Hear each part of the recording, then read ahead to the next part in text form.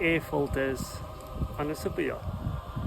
So this one is clean already, this is dirty. You can see the difference. So there's oil stuck in these filters, and that needs to be cleaned. This is what I use. This is a degreaser to get the oil out. Came in sour clean, multi-purpose deep cleaner.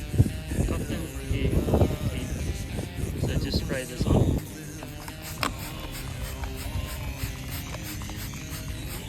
After 5 minutes, you can just rinse it off. And get a bucket because there's oil gonna drip down into the bucket, and you don't want it to go into the ocean.